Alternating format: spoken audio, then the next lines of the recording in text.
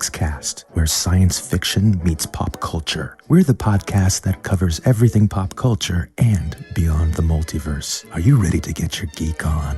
Crank up the DeLorean, warm up the proton packs, toss a coin to your Witcher, and deep dive into your favorite plate of chimichangas. This is PopXcast.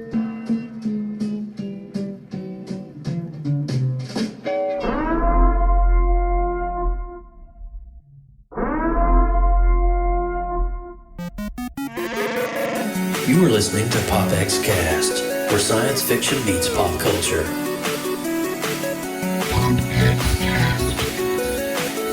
Here we go! PopXcast. I was born in it, molded by it. PopXcast.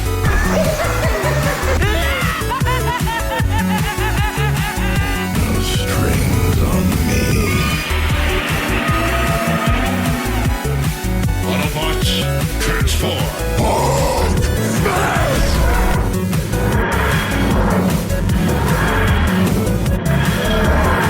I'm Batman. By the power of Grayskull. PopXcast. We're doomed. Goal here at Tyrell. More human than human is our motto.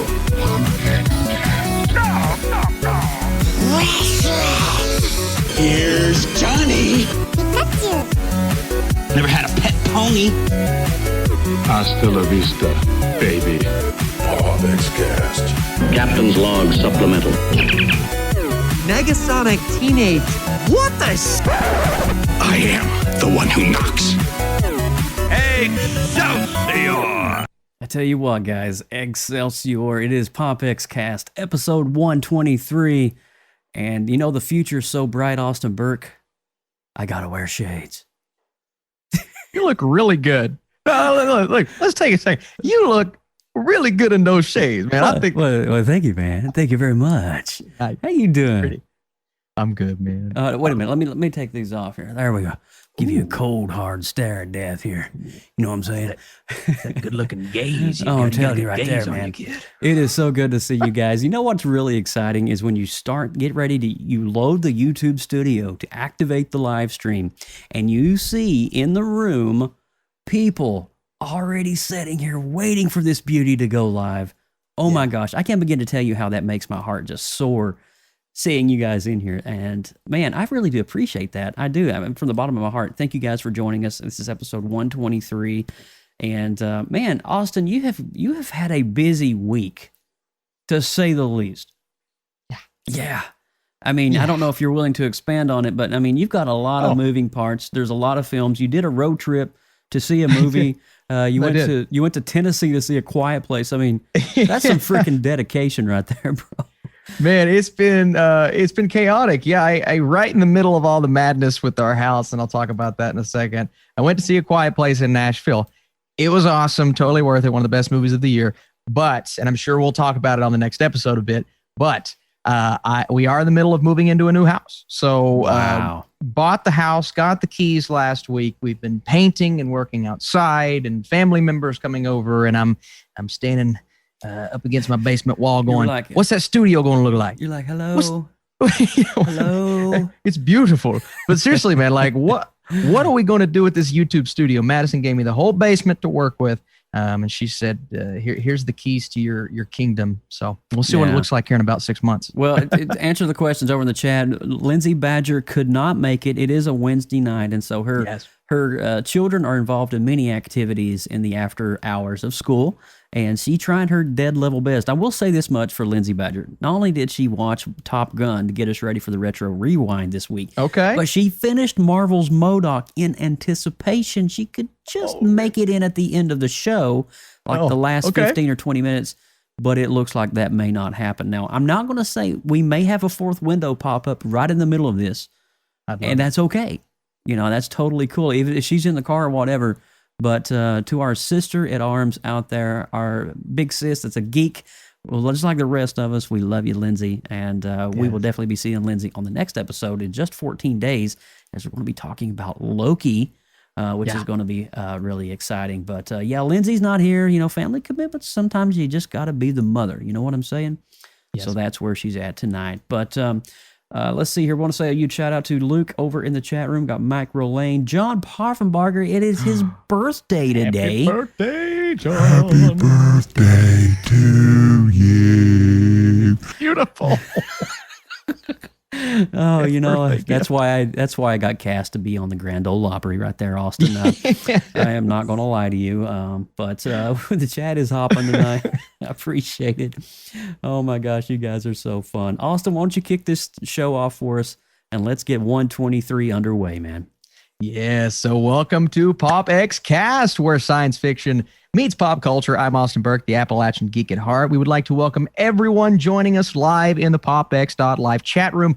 Come and hang out with us and join the conversation at PopXcast.com. If this is your first time tuning in, next first 15 minutes or so, we run down the headlines since our last show, and then we deep dive into all things nostalgic on the retro rewind. At the halfway point, we hit on the show's topic. And of course, if you guys are here joining us on YouTube, you got to smash that thumbs up button to keep us moving up those analytics.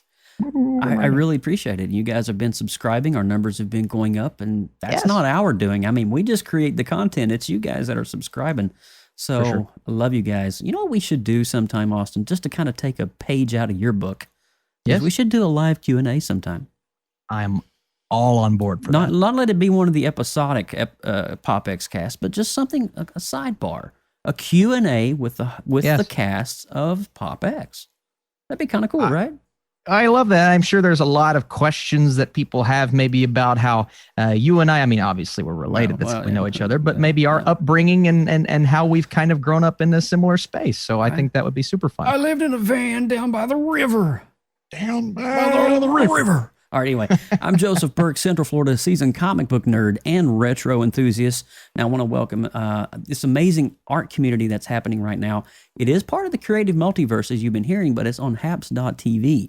So be sure to check us out. Sometimes, actually, as a matter of fact, 2 nights ago, I was on Haps live streaming for 4 hours drawing. I was doing something that was kind of cool, and I was doing an experimental piece called Glow Art.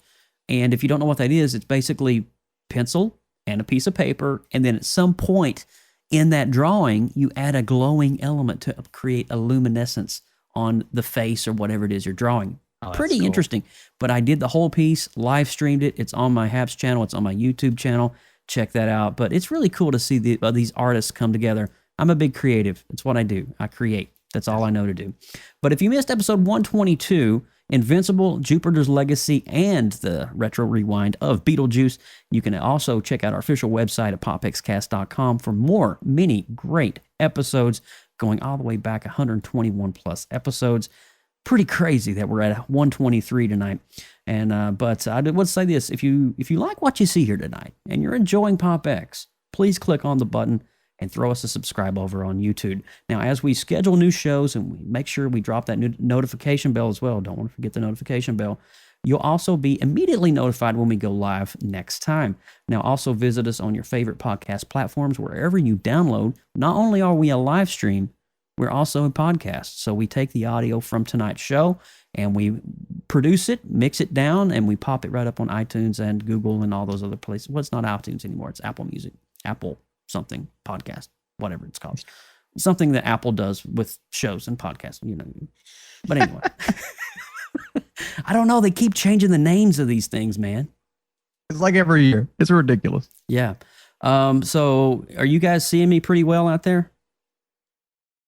You're a little glitchy on my end. But I don't know how everybody else is seeing you. Okay, it's it looks like it's going out pretty well. It looks like I may be having a little bit of an internet hiccup there on my end, but we're going to keep rolling with it, okay? But anyway, I digress. Have I framed up a little bit? Am I clearing up any at all?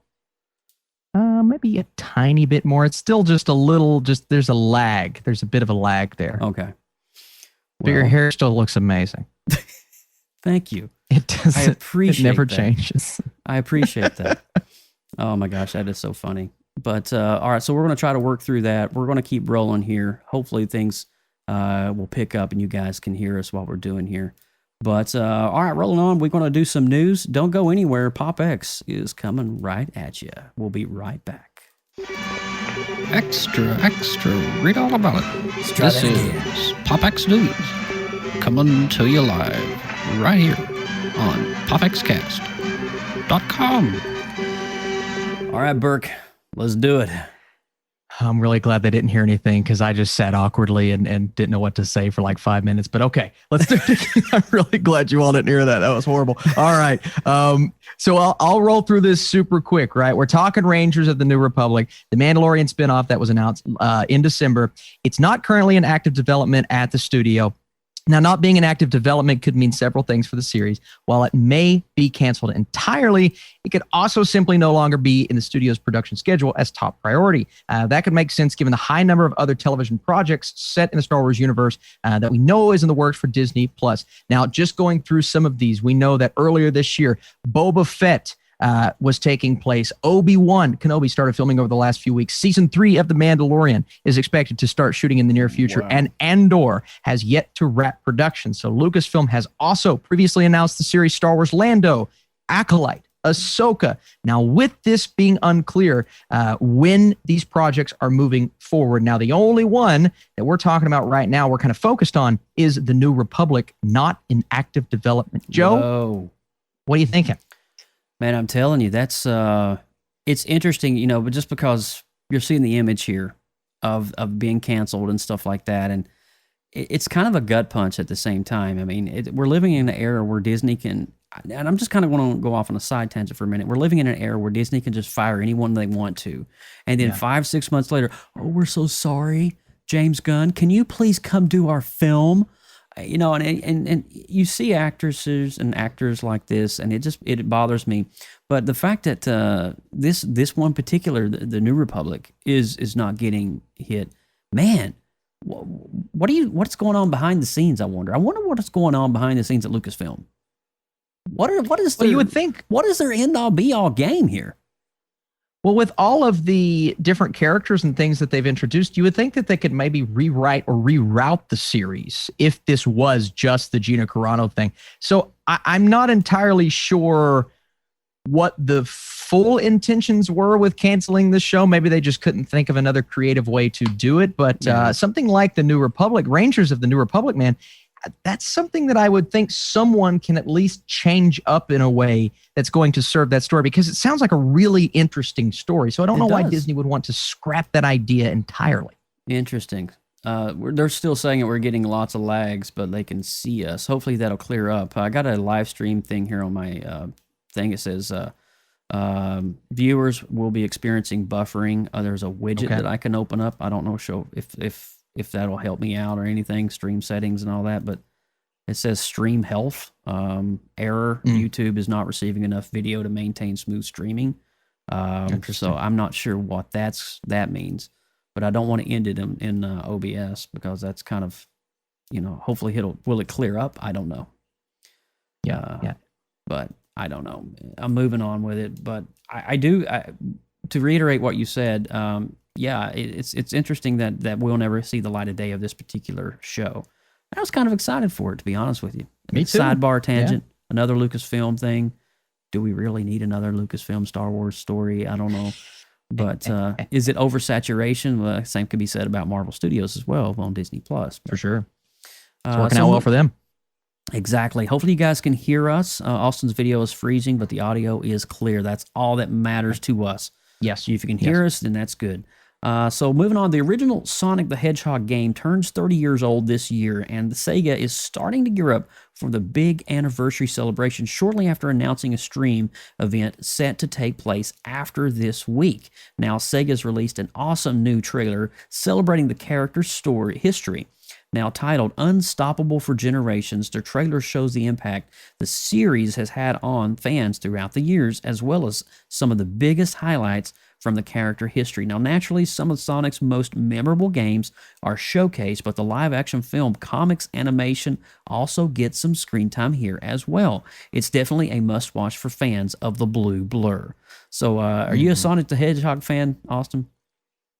I am, and I actually, I wasn't like crazy going into the movie, like, oh, this is going to be another video game movie. But there's actually a lot of fun to be had with the movie. You look at the video games and the impact, and I'm a big Super Smash Bros. Player, and I'll occasionally play Sonic, and I just love that character. I love his voice, and it's cool to see that he, is almost on the status of like a Mario, lasting all of these years, being so popular and firmly in control of, I think, one of the best video game characters of all time. Yeah, I grew up with Sonic the Hedgehog, and of course I remember one fateful Christmas, 1988, Mom and Dad, got me the Sega Genesis, and of course that was the free game that came with all Sega Genesis back in the day. Oh, yeah. And immediately I started reading the comic books and started diving down that avenue. And so there's a lot of, and of course the Saturday morning cartoon. We can't forget. Oh, Sonic that was so great, man! Wasn't it? So great, Sonic and Friends. I love that show. Yeah. So I'm a huge fan of Sonic, and I think that whoever created, there has to be a story out there on the creations of Sonic the Hedgehog, how Sonic is kind of like the equal but opposite of Mario in a way, if you think about it. Yeah. So very interesting, very I love it, and I can't wait to see what they do with this, and I'm all down for the 30th anniversary, and I can't wait to watch this and just see it all come to fruition. Let me see. You're up, buddy. Okay. Sorry, it lagged a lot on that last little bit. We're pushing through it, guys. Come on, we're pushing through it. Okay, so production is underway on the 3rd season of The Boys, and filming has been underway long enough for one episode to be almost finished. Okay, that's exciting. Series showrunner and creator Eric Kripke took to Twitter to reveal that he's already watched the director's cut of the season premiere using a GIF of Goran and Alistair Adana in season 2, can't pronounce that, finale at the exact moment that his head explodes. Yes, the message was clear. The episode is mind-blowing. Actual footage of me watching The Boys director cut of episode 301. Kripke tweeted, "I think you're in for something really special and insane and special. Joe, you know how much I love me some Boys. You know how much that season 2 finale just got us salivating for more. And the fact that we're already getting some season 3 news, what are you thinking about this?" I am ready for some Butcher. I am ready for some Butcher. Oh my gosh, dude. It's so cool to see the first 2 seasons. Oh my gosh, are just brutal. Season 2 just left me like, I didn't know. I was sitting here watching Homelander, and oh my God, it just the whole story arc. We didn't cover it, so I don't want to spoil it for anybody. But it was an interesting turn of events with Mother's Milk and all of that. And I will just say that much and just leave it right there. But I'm really excited for season 3. This seems like something that Amazon Prime has as a very solid foundation of a show, and that excites me, Austin. I completely agree. And I think doing it episodically is also helping keep that momentum going. Now, I love to binge, and I hate that I didn't get to binge this last time, but I really think it's keeping in the conversation. So hopefully season 3 kind of sticks to that. Yeah, I'm pretty excited for it, honestly. And season 3 of The Boys they will probably turn up the juice big time on that. If you think about it, because look how crazy and graphic and gory season 2 was. Mm-hmm. It was pretty intense, right? So they can only up themselves from this point forward, right? So I'm pretty excited about it, and I can't wait to see it. I agree. Let's see here. Amazon has sealed, oh my God, this is big news this week. Holy cow. Has sealed the deal for an $8.45 billion dollars to buy MGM Studios and all the properties that come with it, including James Bond. Oh man! The entire Mad Max. There is franchises galore here, and Amazon, I can't believe that they paid that much for this. So the iconic Hollywood studio known for releasing RoboCop, forgot about that. Okay, James Bond, and the entire Rocky franchise. Holy cow. The deal sets a course to amp up Amazon Prime's video with new programming from MGM's Long Story and, oh my gosh, to bolster Amazon's existing original production arm, Amazon Studios. Amazon said that MGM's gold mine is the intellectual property that it can leverage for making new content. Mike Hopkins, Amazon's senior vice financial president of Prime Video and Amazon Studios, said the real financial value behind this deal is the treasure trove of IP in the deep catalog that we plan to reimagine. Let me pause there. To reimagine and develop together with MGM's talented team. It's very exciting and provides so many opportunities for high quality storytelling. Austin Burke, is this... Okay, this could be bigger than the Fox Marvel Studios deal, bro. Yeah. Because Marvel, Fox has a big IP, right? Mm-hmm. MGM has been around for over 100 years. Yeah. 100 years. Austin, I got it as a film critic, professional from Flick Fan Nation. What is your thoughts on this? It's one of those things that you just, well, first of all, I get excited because Amazon's so good at screeners. Let me tell you, they respond so quick and they're sending me stuff I'm not even asking. So I get all this stuff. All right, great. No, there are so many properties, man. There's so many properties, but it also starts to bring up the conversation, right? What are they going to do with these movies? Because we know Amazon is and focuses on their streaming service. So we're going to get those simultaneous theatrical streaming releases like we're getting with HBO Max and Disney Plus. Are we going to do that 45-day window where we send them to theaters and then bring them directly to a streaming service? A lot of questions I'm asking myself. Wow. And then you look at the IPs, you have opportunities to bring back something like a RoboCop, maybe turn that into a series. Come on, you can do Peter anything. Weller back as RoboCop. I mean, or maybe Dude, I'm telling you, if I wasn't a big fan of the reboot of RoboCop, I'm just going to say that right off. It was okay. But if they bring about that 80s, dude, there are so many 80s genre films involved in that time gap with MGM Studios. Yeah. Holy cow, bro. Holy cow. Well, and again, we know because long form content is almost the way of the future, and the route that look at how much money they just spent on Lord of the Rings. What was it? It was $500 million. It was some ridiculous amount, dude. So imagine turning these IPs into series and lengthening it, bringing Peter Weller back as RoboCop for an 8-episode series. I mean, you can do all kinds of things. Could you imagine a Rocky series? Oh, I would love it. I Michael B. Jordan bringing back. What if they focus on Mickey, the origins of Mickey and his gym? They can do spinoffs now, dude. They can do spinoffs. Oh my God, the possibilities. They have opportunity. I'm telling you, Joe. The future, you're right. The future is so bright. I gotta wear shades, baby. I'm telling you what. When you said this, Joe, the possibilities are endless. I think that's the key right there. They are endless with what they can do with all these items. I love it. I couldn't agree more. And I think this is a great deal. It does raise a big question for me, though. All these big corporations and companies and film studios are being purchased.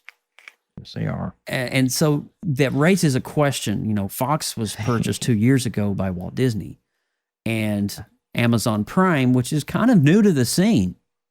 Prime Video is only, 4 or 5 years old? Purchasing a €100 film studio? Yes. That's hard for me to wrap my head around. It's just so hard for me because you have an entity that's only 4 or 5 years old purchasing something that has a century of content, and it's just really yes, the possibilities are endless, but at the same time I'm thinking, wow, what is stopping somebody from buying something else, or Sony purchasing Apple, purchasing Sony, or there's no governing, it seems like. You know what I'm saying? Well, Netflix there is governing. We got the FCC has to sign off on all this, but for sure. But it seems like, but you're right. And look at what Netflix. I mean, they're around 20 years old and they're ruling the world right now. If they wanted to go and buy one of these studios, they probably could do it, and they could afford to do it. So we're going to be seeing, Joe. This is not the end of it. We're going to be seeing more things like this in the future. I guarantee it. It's interesting. And so I'm thinking about, dude, I'm telling you, Universal Studios, kind of been on the teeter-totter for a while. They got a couple of good franchises, but who's to say? I don't know if you knew this, but Netflix and Universal have a merging property license together. Did you know that? The Jurassic World show, man, Camp Cretaceous. Well, all the IPs that are from Netflix. Let me give you an example. Stranger Things. Stranger Things was at Universal Studios Hollywood and Orlando at Halloween Horror Nights as a shared IP joint partnership. So if Comcast has already got that deal, who's to say that Netflix can't come right in and merge with Universal and become Universal Paramount Netflix or something? Man, we could almost bet money and be right about something like that, because what you just said, I mean, it almost leads us to think, why wouldn't there be a big purchase between Universal and Netflix? You know what I mean? Like that's. Well, the thing about it is, the streaming platforms, it's the way of the future, man. It's the way of the future. It is. So, but anyway, you have a new segment that came on literally an hour before the show started. Austin, tell us a little bit about that. Well, we know that Aaron Taylor Johnson played Quicksilver in the Marvel Cinematic Universe, right? And spoilers, he was killed and he didn't come back for WandaVision. Well, guess what? He is coming back, or for the first time, as Kraven in Sony's upcoming Marvel Studios collaboration film, which blows my mind because we assume that Kraven would fight Spider-Man at some point, who is in the Marvel Cinematic Universe, which is with Aaron Taylor Johnson's Quicksilver. It's weird, dude. It's like, but I get it. I mean, if you can imagine him with a goatee and his hair grew out, look at it. I could definitely see him as Kraven. I'm doing this on air. Do you remember that little theory that I brought up last time we talked about Venom and Morbius being in Tobey Maguire's universe? Yes, I do. Since he's already in the Marvel Cinematic Universe, it would make sense that he was in a different universe, right? Okay. Okay. I see where you're going with this. Oh my God, dude. You just like blew my brain, man. That's crazy. On the thinking cap right here. But it will be interesting to see, in an alternate timeline, the same physical make of a character portrayed as another character. And who's to say? I'll be totally down for that. I mean, there has to be some kind of reasoning or rationale behind casting a guy who is in the MCU as a character who will hopefully take on Spider-Man at some point, right? I mean, we hope for that. Right. I would think so. Yeah. I'm just so glad right now at this point I didn't hit cancel on the stream. Yeah, I know, man. This is great. 10 minutes of weirdness and we're all through it and we're having a blast. But yeah, you're absolutely, I didn't even know that Sony had plans to develop a Kraven story. But if you know anything about Kraven and especially his run-ins with Spider-Man, dude, that's probably one of Spider-Man's darkest foes because he's Kraven the Hunter. And I would say he's even more powerful to some degree. It's more of a psychological, he's a very tactful villain. He's not one that attacks with brute force like Venom. He's one that, Kraven the Hunter, he's one that attacks his prey from a very unique perspective. And might I add, brutal perspective. And so be very interested to see how they develop this particular IP for the Sony franchise. And hopefully it's incorporated into the MCU. Because that would be extremely sad if it's not. But anyway, Austin, are you ready to talk a little retro rewind this week? Oh, yes, absolutely. All righty. Well, guys, thank you guys so much for sticking with us tonight. I know it's been a wild one, but hey, we got the retro rewind Top Gun coming your way right now. Retro rewind. Retro rewind. Retro rewind. Retro rewind, and we are talking about Tony Scott's 1986 80s classic Top Gun. Yeah. Holy cow, Top Gun. Now, Austin, you've had to have seen Top Gun prior to actually being asked to see it for Retro Rewind. So what is some of your thoughts going into this 80s classic? Yes, I believe this was my third time watching. Now, I will admit, I had it playing as I was painting. Okay. But you can ask Madison what the walls look like. I probably paid more attention to the movie.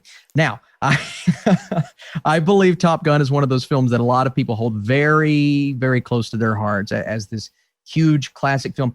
And it's so freaking It's really 80s. good, dude. Yeah. It's so freaking 80s, man. Like, Very much. watch it, and so many iconic scenes, and everybody knows the main relationship. Everybody knows Tom Cruise's performance. Everybody knows the style that the film has. Now it looks like the sequel is going to be taking it in a very different direction. But this has some of those quotable and iconic lines that only come around every once in a while. And even compared to some of the other movies that we've talked about, I don't know if Top Gun, for me personally, is maybe as good as some of those other films. I do think, because it's so of its time, I don't know if certain elements hold up, but that's not to say it is a bad thing. I think it is a very special thing how much this represents its time period. And what was the year, Joe? I think what was it, 85 or 86? 86, right? Yeah. So we're kind of in that second half of the decade when you're getting a little more into that cheesy territory as we enter the early 90s. There is some relationship cheese here. Yeah. There's some relationship cheese, and then you have, Val Kilmer and Cruise's relationship, of course, the classic Iceman, one of the most iconic characters there is. You have Tim Robbins in there. And I kind of forgot Tim Robbins was in this movie. I love seeing his performance. And I do think the performances are really good, but they're really self-aware. And I think this is one of my, even though it's not one of my favorite Cruise movies, I think it's one of my favorite Cruise performances because it's like the ultimate version of Tom Cruise. He's so confident, and I love seeing a confident young Cruise. He's cocky, and he knows he can do it. He knows he can do it, and that's the thing about it. And for me, just the overall score for this film is probably one of the most iconic film scores of all time. You have "Take My Breath Away." You have the Top Gun intro anthem composed by Harold Faltermeyer. If you don't know who that is, that's the guy that made Axel Foley in Beverly Hills Cop. Very noted. He's up there with so many iconic synthesizer composers. And Harold Faltermeyer is one of them. Vangelis is another one. And then you've got Jans Hammer with the Miami Vice theme. These iconic, legendary composers that are using synthesizers to create these anthems. And for me, I think Top Gun is just one of those. But the score is always one that brings me back. You got Kenny Loggins, The Danger Zone, and it's so good. But the one thing that blew me away, man, on this one is the cinematography. Let's stop for a second and just listen to what I got to say. This is at a time before GoPros. All right? Yeah, that's true. You can't just put a GoPro mounted on the side of a wing of a jet fighter in 1986 because it didn't happen. The cameras that they used, Google Panavision cameras, 1986, those things are freaking huge. They had to mount these on the underbelly, on the wings, near the cockpit of these fighter jets. And this was all filmed at the Naval Air Base, the Air Base in Nevada. And you just think about it, dude. It's just crazy how they had, what a feat of cinematography given the decade it was shot. I agree. We've never seen anything like this. And how many aeronautical battles are there? The training exercises and just all of that. Just imagine, the storyboard for that. We have to have this flyby with this camera angle going underneath the belly, and then we got to have one of Maverick upside down flipping the bird to the bad guys. And you just got these scenes, and I can't begin to imagine for a film like this how it was all planned out and executed flawlessly. I will give it to you. There's some cheese in here. Kelly McGillis's character, Charlie, I believe it is. She plays kind of an interesting role. She's an older person who is kind of a liaison to the government, because evidently she knows a lot about the machines and how to run them. But Maverick, kind of knows a little bit more, to be honest with you. And he's kind of pushing that boundary, and she kind of gets turned on by it. Blah blah blah blah blah, yada yada yada. And we have boom boom boom boom boom at that moment, and then we're making love. And the next thing you know, they're on the back of a bike, and all of us. Crazy story. Love it though. My God, I love this movie so much. It's insane. It's just one of those movies. The one-liners for me, and I want Mike to get ready because I want Mike to share his as well. Yes. It's one of those movies that's, I don't want to say comparable to Ferris Bueller's Day Off, but the one-liners and the score, even though it's Tom Cruise, total different storyline and total different character trajectory, there is some I feel the need for speed, and you got Goose, just a great film. great film all the way around. Mike Ippolito, Bubby, what is your take on this classic of '86?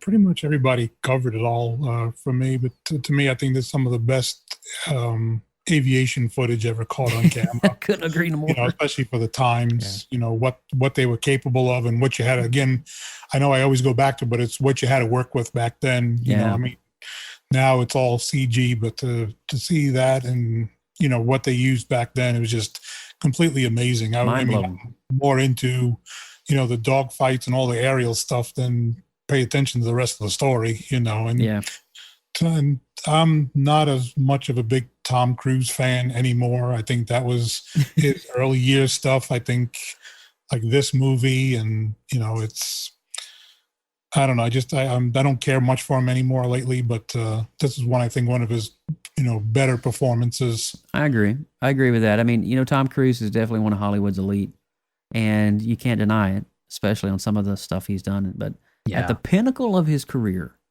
stands this film, which, I think before this may have been Risky Business in 1985, 84. That sounds right. Yeah. And so Top Gun was just the culmination of everything that Tom Cruise has worked for. And I can't get what you're saying though, Mike. He kind of, modern day Tom Cruise is a lot weirder than 25 year ago Tom Cruise. And I say that respectfully, but he's a little bit of a loose cannon.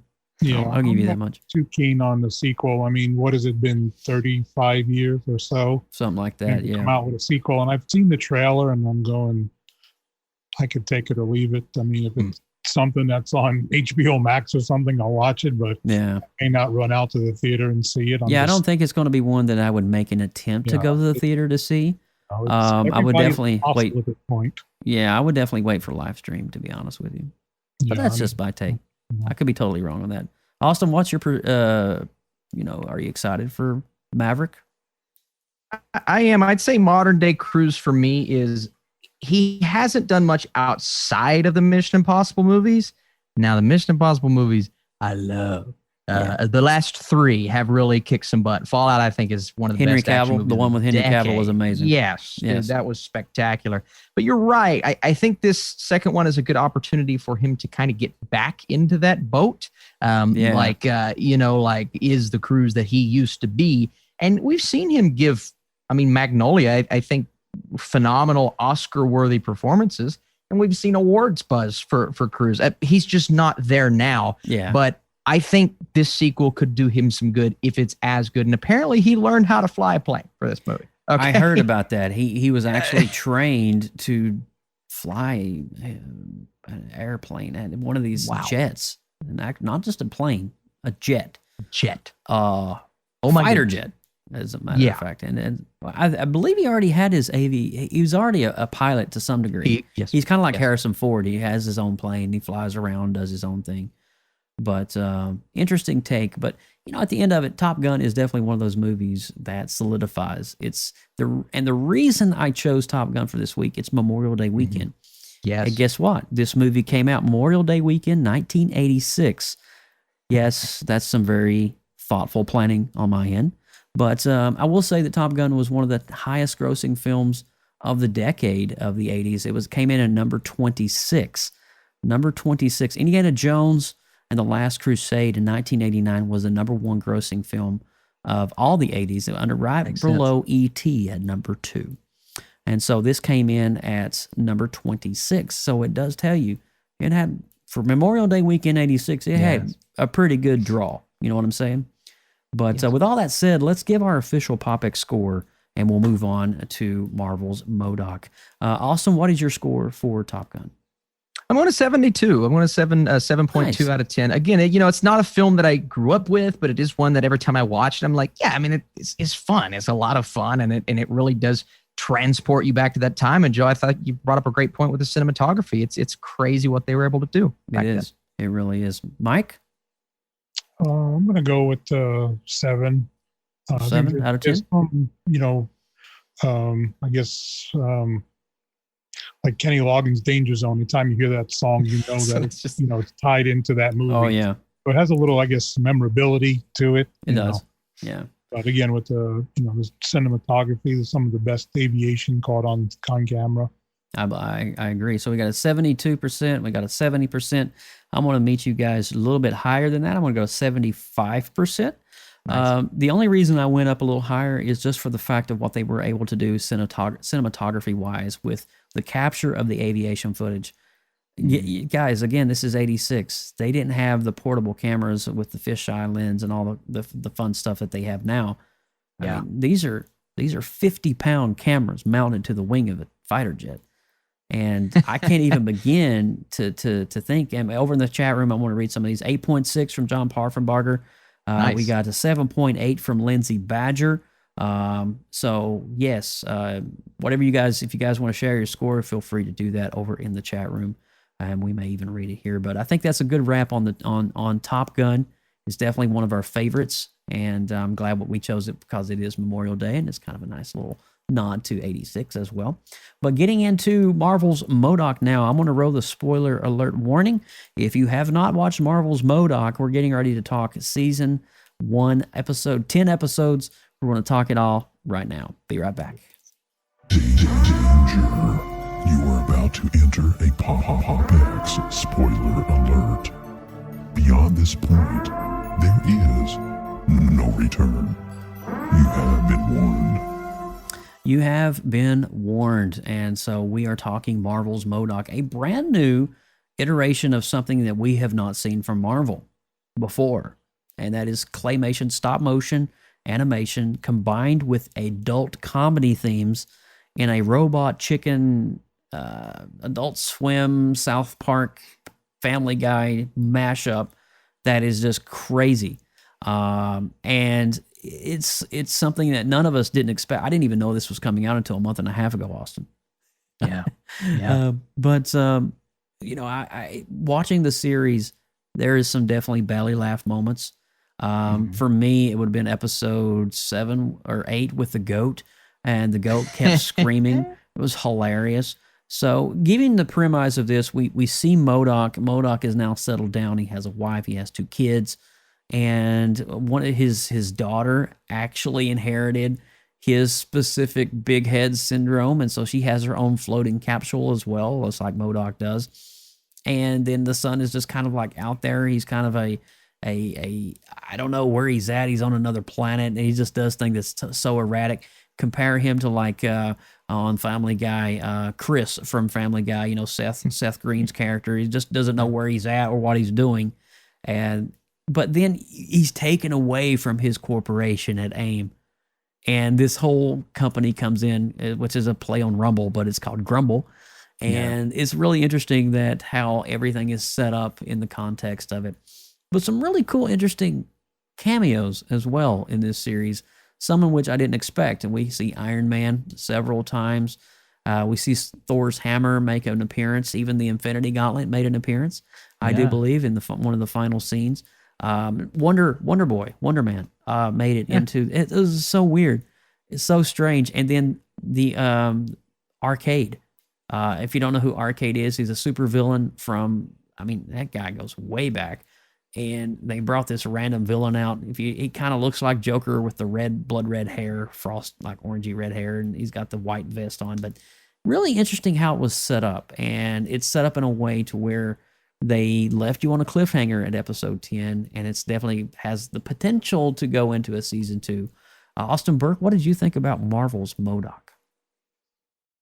Yeah, I'm like you. I knew this series was coming. I didn't really know what it was going to be. I had no clue it was going to be this stop motion robot chicken animation. You had some of the creators, giving their Seth Green was involved in this. Yeah, Seth Green. So you automatically knew it was going to be that style of show. Now, I'm seeing a bit of a divisive, not really critically, but I'm seeing a bit of a divisive take by a lot of audiences. I think part of it is if you don't respond to this type of humor, this really quick-witted Rick and Morty, slapsticky Family Guy, cutaway style humor, then I don't know if you're going to love this show. So you've got to know what you're in for when you're going in, and if you're looking for a serious comic book show, that's not what this is. No. It's ridiculous Patton Oswalt style humor with a lot of cameos, Easter eggs, stealing Iron Man's boot. And at one point they're like, why didn't you steal Captain America's shield? That would have been a lot cooler. Well, the boot was stuck up my crack. There was a lot of the villain hangout. I thought that was hilarious. Yeah. Getting all of those different cameos, but then you have the marriage problems. You have, the fallout with what's happening there, and the father-daughter, father-son relationship. Ben Schwartz as the son, I thought was a great touch. That's our Sonic. He did a great job voicing that character. So, and John Hamm as Iron Man. As Iron Man. Oh my God. It was so weird. It was such a cool casting call. And I knew the voice immediately without even looking at the credits. I'm like, oh, okay. It's John Hamm. That's John Hamm. Yeah. So I love it. I love what they did there. Now, again, it's, in a comedy like this, not every joke's going to work, right? No. If it can be 70-30, that's like always my ultimate goal with a comedy. You're laughing 70% of the time, not laughing 30% of the time. Okay, I think that's a great mark to hit. I would say this was around 70-30, Yeah. There were a couple jokes that fell a little bit flat, but I would say 70% of them at least. But again, it is my style of ridiculous, dumb, stupid humor. Yeah. But as a Marvel fan, somebody just sitting there looking for Easter eggs and cameos, and it's in every there. time Iron Man comes, it is in there, and you can tell. Did you notice one thing, Austin? What year was this set in? Do you remember? I don't remember the 2009. specific year. Oh wow! Okay, so now here I'm gonna blow your mind. Asgard hadn't been consumed by Ragnarok yet, so that's why there was an Asgard. Interesting. So they're almost following that sequence. I of believe events so. in Well, this. Disney owns Hulu. Disney owns Hulu, so I believe in some strange comedic way, it's following the timeline of the MCU. Though it's not part of the MCU, but the rules apply to the MCU. Oh my God. And so I was sitting here thinking, I was like, wait, they're in Asgard. All right. Yeah. So, and you got all the soldiers with the gold armor and everything. And that was a hilarious scene all on its own. And I was sitting there thinking, I was like, and then it shows the time and I'm like, oh, 09. Ragnarok hasn't even happened yet. This all makes sense. Well, and it's funny that Iron Man was kind of like the main hero that would come in and out, because this was right after Iron Man 1, 2008 was I think it's kind of like this alternate weird we don't even MCU thing. Yeah, we don't even have the Avengers at this point assembled. I don't think until, interesting when you think about it, that a claymation cartoon type series can follow some sort of strange continuity of the film franchise, which is weird. Well, and I think part of it is I was looking for something very specific with this show, and if you're not laughing, that's one thing, but I was looking for a show that kept those homages and kept the integral Marvel roots present, but then added that. And I grew up loving Robot Chicken, man. I was did too, loving man. Robot Chicken and Family Guy, so this is Adult right down Swim, my alley. Robot Chicken. Yes. I mean, I Yes. spent many nights, just cracking up at Robot Chicken and how they would too. do Skeletor and He-Man and just all the funny, crazy things they did with them, dude. It was so good. But I think we need to see some more Adult Swim, honestly. I think I need to see some more John C. Reilly remember those skits he used to do that were so hilarious? Scientist and I love those. So many memes, man. Adult, there's another show too. And that's where Rick and Morty is like the most popular animated show. Yeah. That's crazy, man. That is crazy. So you think about just the continuity of it. I do agree with you though. If 70-30 is a good mark to hit on some of the jokes. Some of the jokes are just like, didn't affect me. Somebody else may find it funnier than I did.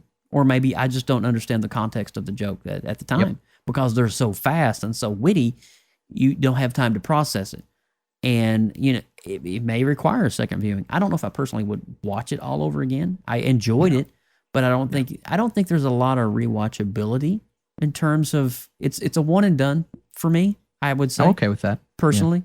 Probably the same for season 2. If there is a season 2, if they sign off on that. But I enjoyed it. And there's a potential.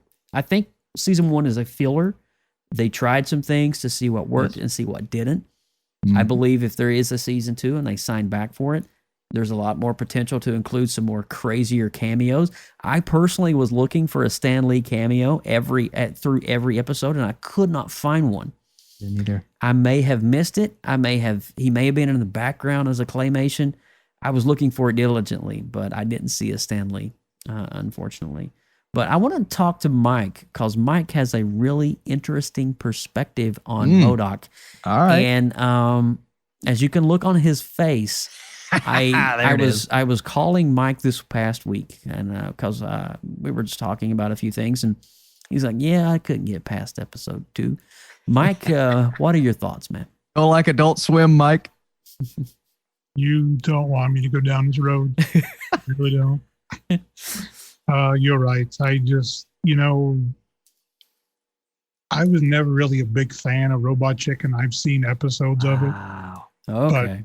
But I love Rick and Morty. I love Family Guy, but I got through the first episode. I thought it was, decent enough. And as it got into the second episode, it just fell off a cliff, right into a pile of rocks for me. And it's, I like Patton Oswalt. I think he's a funny guy. And I'm a big fan of Wendy Clendon-Covey from Goldbergs. She played Monica. I was thought there'd be hope for that, because I really enjoy her, as an actor. And I couldn't stay with it. I put it on for the first 3 minutes. I went to my phone, I went to the computer, went to the kitchen, went to the bathroom, and didn't even stop it. And then when I came back, I was just, I said, I had enough of this. I can't do no more. Wow. And I just, I didn't find it funny anymore. It was just, it became more annoying than anything else. I understand. And every one of the characters, I mean, I know it's, it's the writing and not the person, but like the whole family to me was just annoying. And I got you. I just lost interest in a hurry. Well, don't feel bad, Mike. You're part of an actual group out there. This series is definitely split 50-50. For sure. There's 50% of people that are huge MCU fanatics that love it, and then the other just can't stand it. Oh, trust me, I heard it in my comment section. You don't know what funny is. I'm just like, shut up, man. Why do you have to be like that? Just if you don't like it, sure. I kind of fall around the middle, and when I give my score here shortly, you're going to kind of understand. I'm on the fence. I'm not one that's on the negative, and I'm not one that's on the. I mean, there is some positive, but at the same time, I saw some negative. I saw some writing and script error issues. And I'm just like, eh. So I do feel that, Mike, your response is definitely valid. I don't think you should feel bad for sure. That. Yeah. No. I mean, I'm not here to discourage anybody and tell you this garbage and don't watch it. It's just it wasn't for me, and it wasn't for you. Everybody in their human brain, you like what you like, and you don't like what you don't like, and that's kind of the way it is. Well, and comedy is the most subjective, and that's why I don't fault anyone for not liking this style of humor. It is the most subjective thing when it comes to filmmaking at all. You will often see a bigger division of opinion. Even if you go on Rotten Tomatoes, a lot of classic comedies have negative scores because it's just so subjective. And if you're not laughing, especially with a show like this, you're not going to get into the characters. So and there's a lot of people in that boat, Mike. So you're definitely not alone, for sure. Yeah. It was hard for me to sometimes too. I found myself in some of those scenes. It was just a lot of dialogue and just weirdness. I was on my phone, I caught myself scrolling a couple of times. I guess the mentality I said, well, I'm just going to get through it. I'm just going to kind of scroll to get through it. I'm not really here for what is going on. I just want to see where the story's progressing. Yeah. I am extremely guilty of that on this particular series. I didn't do that every single episode. Some episodes were more engaging than the others. Some episodes were more funnier than the others. Like episode 2, Mike, what you were talking about, episode 2 tanked for me, kind of. It like episode 1 was great. There was good build up. You had great cameos and, the Iron Man boot up M.O.D.O.K's butt and all that stuff. And then all of a sudden, episode 2 just kind of like, falls flat. So I definitely feel you on that. And I try to be fair with stuff, but if it's just, I'm just struggling to get through it. It's, like we did with Jupiter's Legacy, it started off slow, it dragged, but I found myself to go through it. With this, I just couldn't. Yeah. After the third episode started, I said, I can't do this. Jupiter's Legacy kept building each episode. So there was something there to entice you to watch the next episode.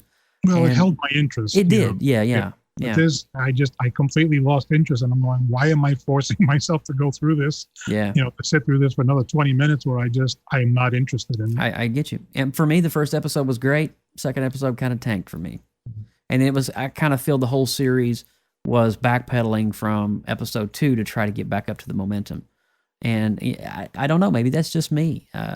I don't know. Austin, how do you feel? Do you feel that episode 1 was stronger than episode 2 or vice versa? Or I do. There are definitely some low lows. I agree. You know what? This held my interest more than Jupiter's Legacy. I was more entertained. I was laughing. Jupiter's Legacy, I think, was a bit more dull because it's one you got to focus on. This is one that you could honestly, at least myself, obviously, but I put on the background and I go work in the kitchen and I just listen to it for the humor, right? Yeah. It's not really as story focused as Jupiter's Legacy. So not. I think I actually enjoy this one a little bit more. But yeah, there were definitely some episodes that are very, very forgettable. But a couple ones that toward the end, especially I think it got better towards the end. Yeah. Towards the end, it started building and getting a lot better. For sure. I agree. Well, with all that said, guys, Marvel's M.O.D.O.K is now streaming on Hulu. It is Disney's attempt, and I do wanted to have just a quick moment where we discuss this. This is kind of an opening door to some things that are definitely coming down the pipeline for Hulu streaming series. We've said this in past shows. Hulu is going to be Disney Plus's adult-themed, I think, content provider. You're going to see the John Bernthals come back which has kind of already been confirmed to some extent.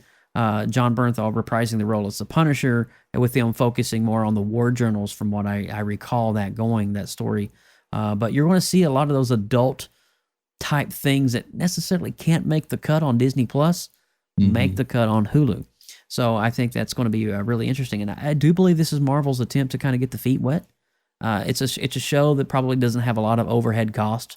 There's not a lot involved. There's not a lot of production that's required in terms of the stop motion photography and stuff like that.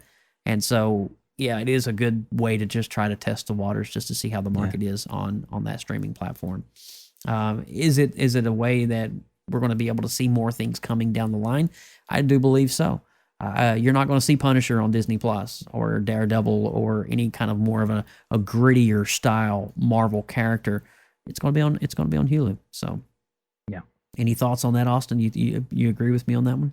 Well, I mean, there's even rumors that they could end up doing a Deadpool Ryan Reynolds series on Hulu. I mean, there's all kinds of things. I'm down for that. I'm definitely. I am so down for that, and it is essentially that Disney After Dark spot for a lot of these. Yeah, it's almost the Adult Swim. It could be Disney's Adult Swim style thing where they just experiment with all of these R-rated mature content. I'm on board for that. I'm really on board for that. So I like what they're doing with these two platforms. Absolutely. All right, well, let's give our score officially. I am going to go for Marvel's M.O.D.O.K. I'm going to go with 62%. Okay.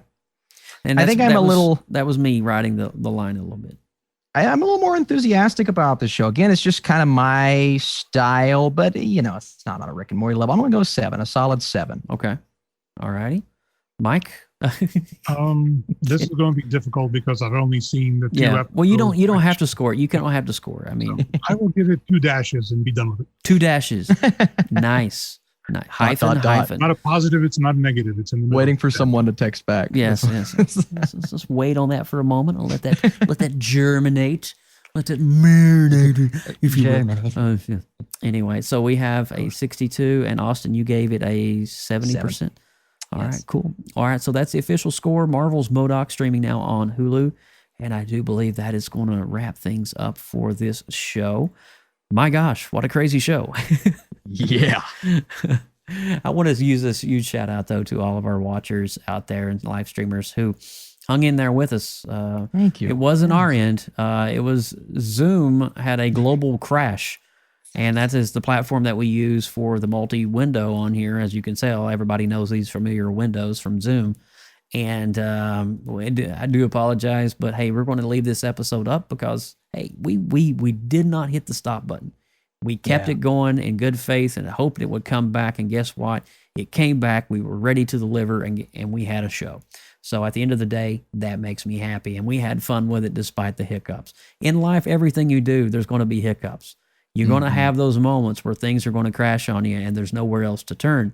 It's how you respond in those moments that's going to define you as a person. Remember that, okay?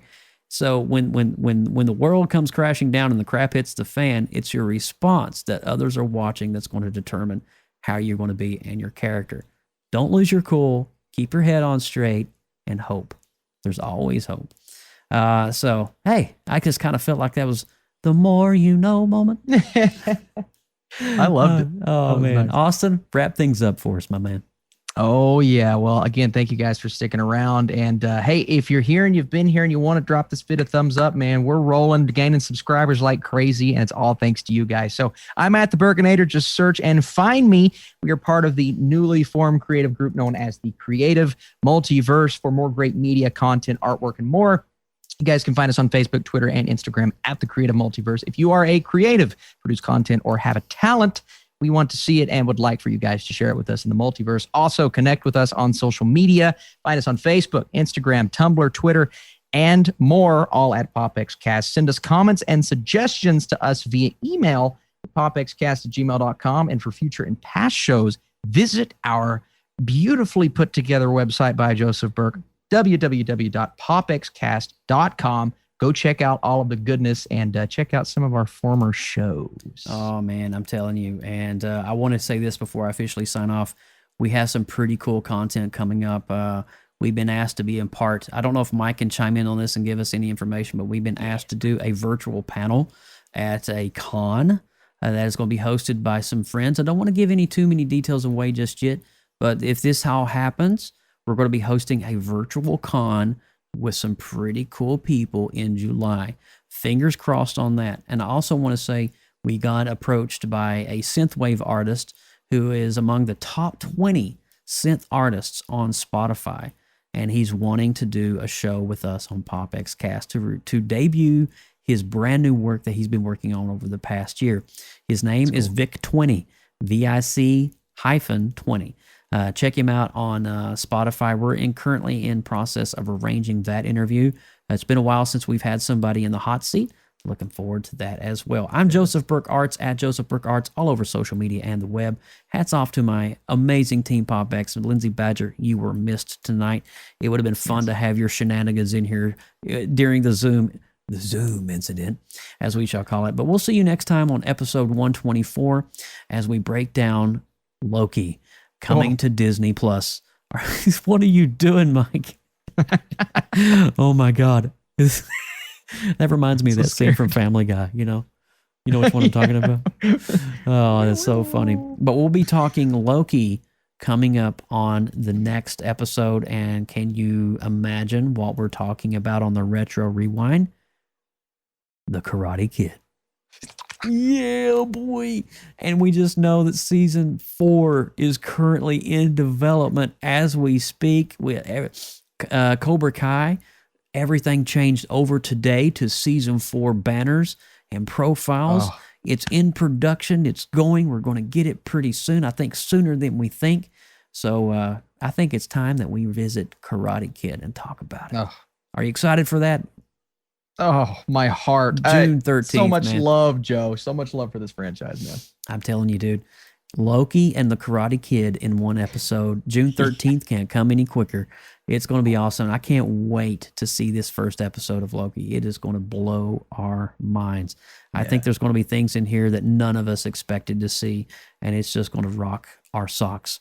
But with all of that said, we want to thank you guys so much for listening. Thanks for downloading. Thanks for being a part of the PopX family. And you know what? We'll see you next time. Have a very safe and happy Memorial Day weekend. We love our veterans and all of our armed forces. Thank you for all you do and providing freedom for us, Lord. And I just thank you so much for everybody that's listened and downloaded. I'm about ready to have a preaching moment, but I'm going to shut up. But we'll see you next time right here on PopXcast.